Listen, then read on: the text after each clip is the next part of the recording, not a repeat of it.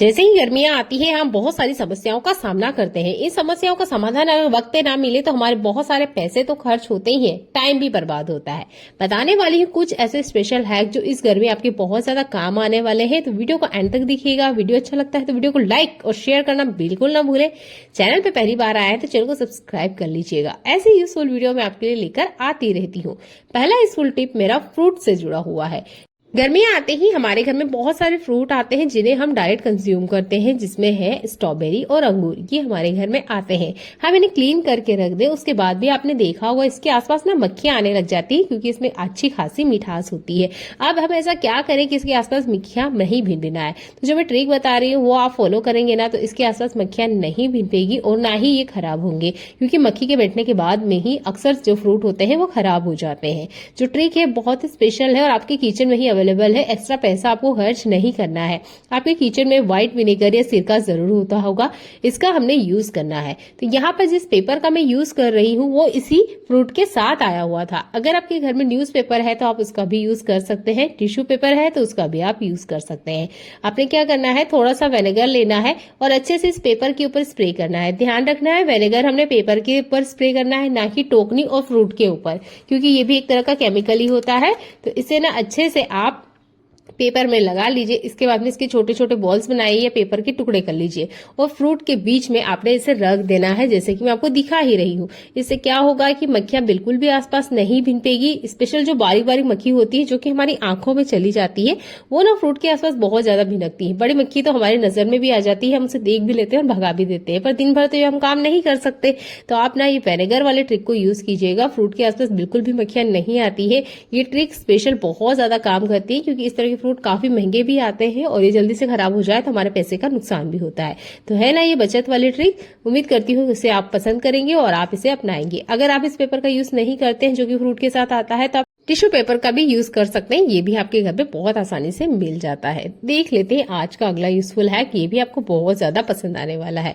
जैसे ही गर्मियों का सीजन आता है स्किन हमारी बहुत ज्यादा लूज हो जाती है, या किसी वजह से धूप में निकलने के कारण जल जाती है, ये स्किन ढीली हो जाती है। तो इसके लिए जो मैं हैक आपको बताने वाली हूँ ये हैक भी आपको बहुत ज्यादा पसंद आने वाला है। अगर आपके आसपास कहीं भी आपको कच्चा पपीता मिलता है तो इस कच्चे पपीता का आपने यूज करना है। तो मेरे गार्डन में तो काफी सारे कच्चे पपीता है, इसलिए मैं आपको इसका यूज करके दिखा रही हूँ। तो अगर आप इस कच्चे पपीते के दूध का यूज करते हैं आपकी स्किन पर, तो जितने भी पिंपल्स वगैरह हैं वो तो मिट ही जाते हैं। धूप की वजह से जो हमारी स्किन झुलस गई है वो भी ठीक हो जाती है।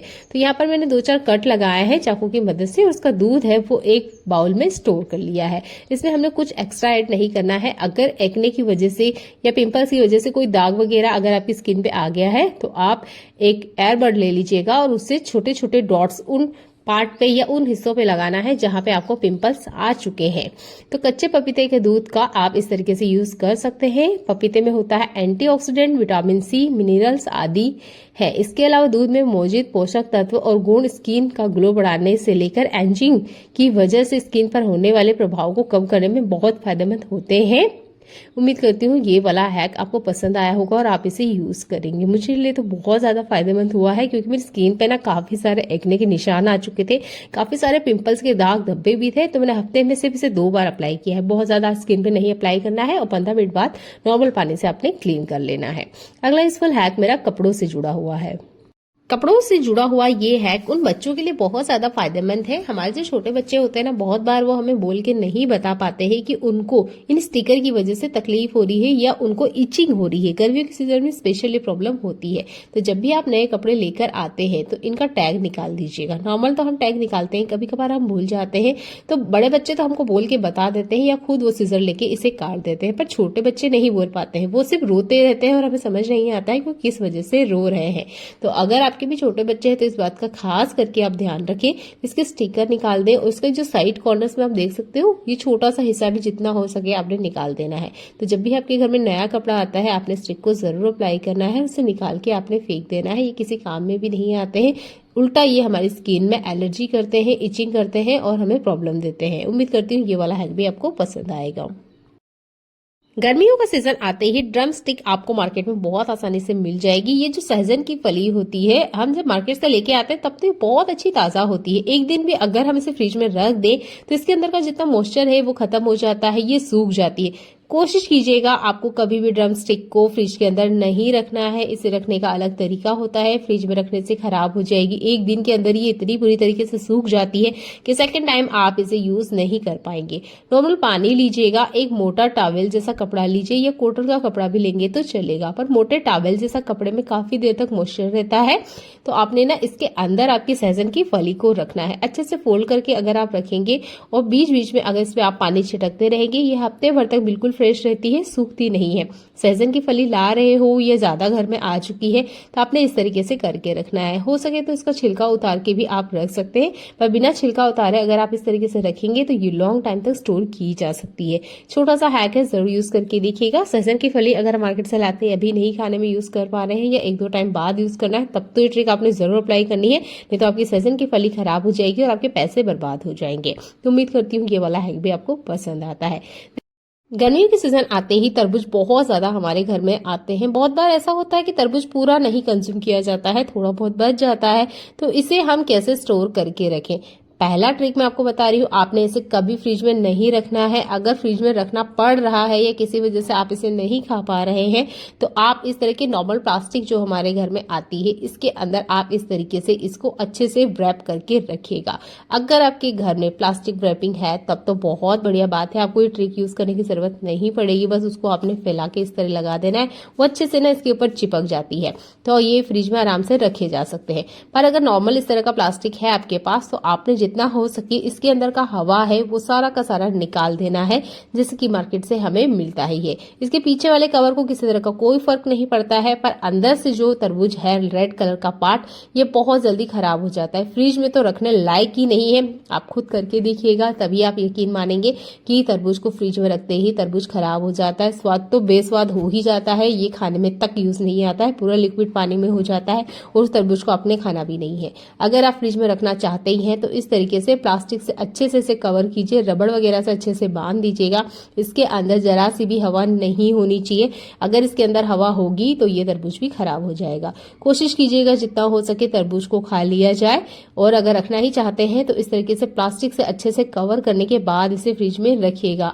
और ये फ्रिज में रखने का सबसे आसान तरीका है तरबूज को। तो उम्मीद करती हूँ इस गर्मियों के सीजन में आप इसे अप्लाई करेंगे। खुला तरबूज आपने फ्रिज के अंदर नहीं रखना है, आपका तरबूज खराब हो जाएगा। देख लेते हैं अगला यूजफुल हैक। आप भी बिगनर हैं और सहजन की फली खाना चाहते हैं तो ये ट्रिक ना आपको ध्यान से देखना चाहिए। देखिए, मार्केट से जब भी आप सहजन लेकर आते होंगे तो आपने देखा होगा सहजन के ऊपर एक अच्छा खासा कवर होता है, जिसे निकालना आसान काम नहीं होता है। अगर आप ये काम प्रैक्टिस में करते रहते हैं तब तो बहुत आसानी है। अगर नहीं किए हैं तो मेरे हाथों को ध्यान से देखिएगा। सहजन पे लगाना है आधा कट और इसके आराम से छिलके उतारना है। नाइफ की मदद से हल्के हल्के से अगर आप इसे उठाएंगे ना तो इसका छिलका बहुत आसानी से निकल जाता है। 1-2 बार आप ये इसे अप्लाई करेंगे तो आपको ना फिर आदत में आ जाएगा। इस तरीके से पूरे लंबे की लंबी स्ट्रिप जैसे ये निकल के बाहर आ जाते हैं। और सहजन की फली को खाने का यही बिल्कुल सही तरीका है। अगर आप सांभर वगैरह बना रहे हो तब तो इस ट्रिक को जरूर अप्लाई कीजिएगा। तो इस तरीके से बस आपने चाकू से पकड़ना है और ये देखिए लंबी लंबी स्ट्रिप्स मैं आपको निकाल के बता रही हूँ। तो इस ट्रिक को अप्लाई कीजिएगा और हाथों को ध्यान से देखिएगा। अगर किसी वजह से थोड़ा सा आधा कट जाता है या पूरी तरीके से इसकी स्ट्रिप बाहर नहीं निकलती है, तब क्या करना है। दोनों ही ट्रिक मैं आपको बता रही हूँ। पहले मैं तो आपने नाइफ की मदद से इस तरीके से जितना हो सके इसकी पतली पतली लंबी लंबी स्ट्रिप्स आपने इस तरीके से निकाल लेनी है, जैसे कि काफी सारा कचरा मैंने आपने निकाल के बताया ही है। अब क्या करना है, बीच में आपने कट लगाना है। यहाँ पे भी ध्यान देना है, आपने पूरी की पूरी सहजन फली नहीं कट करनी है। आधी फली काट लेने के बाद आधा आपने इसे लेफ्ट तरफ की खींचना है और आधा राइट तरफ की खींचना है। आप देखेंगे इससे भी जो इसकी स्किन है बहुत आसानी से बाहर आ जाती है। तो जिस पार्ट की स्किन निकल चुकी है उसी तरफ हमने फिर से चाकू लगाना है और फिर से आपने ऊपर नीचे लेफ्ट राइट करते हुए इसको फिर से छील देना है। तो इसकी जो कवर है वो बहुत आसानी से बाहर आ जाते हैं। तो इस सहजन की फली छीलने का सबसे आसान सा तरीका मैंने आपको बताया है। तो उम्मीद करती हूँ इस ट्रिक को आप अपनाएंगे और इसका छिलका है बहुत आसानी से निकल पाएंगे। अगर आप ये काम करते रहते हैं तब तो ये आपको बहुत आसान लग रहा होगा, पर ये ट्रिक उनके लिए बहुत ज्यादा काम आ सकती है जो कि बिगनर्स हैं और उनके लिए छिलका उतारना आसान काम नहीं होता है, क्योंकि निकलने का नाम नहीं लेता है। तो उनके लिए ये ट्रिक बहुत ज्यादा काम आएगी। अगर पसंद आती है तो वीडियो को लाइक कर दीजिएगा और अच्छा लगता है तो शेयर करना बिल्कुल ना भूलें। तो काफी सारी सहजन फली आप आराम से छील सकते हैं। देख लेते हैं आज का अगला यूजफुल हैक। गर्मियों का सीजन आते ही सबसे पहले जो अटैक होता है वो होता है हमारे घर में चींटियों का। जितना हो सके आपके किचन में जो भी मीठा रखा हुआ है आपने उसे इस तरह की कंटेनर में ट्रांसफर करके रख लेना है। दिन में मैंने यहाँ पर चीनी पीसी थी, थोड़ा सा बच गया था, मैंने सोचा इसी में मैं रख देती हूँ। पर कुछ देर बाद मैंने देखा काफी सारी चींटियां इसके आसपास आ चुकी है। जब भी आप कुछ मीठा पीस रहे हैं, ड्राई फ्रूट है या कुछ भी चीनी है, खजूर है, कुछ भी आपने खुला नहीं छोड़ना है। जितना हो सके इस तरीके एयर टाइट कंटेनर में आपने ट्रांसफर करके रखना है। इस गर्मियों में एक बार अगर चींटियों को किचन में आने का रास्ता मिल गया है तो वो जाने का नाम नहीं लेती है। वो ऐसी ऐसी जगह से आ जाती है जहां पर हमें उम्मीद भी नहीं होती है। पूरी दीवारों पे, पूरे घर में ऑलमोस्ट मेरी चींटियां हो चुकी है। तो उम्मीद करती हूँ आप भी इस तरह की सावधानी रखेंगे कि जितना हो सके मीठा किचन काउंटर पर नहीं छोड़ना है। देखने के लिए धन्यवाद।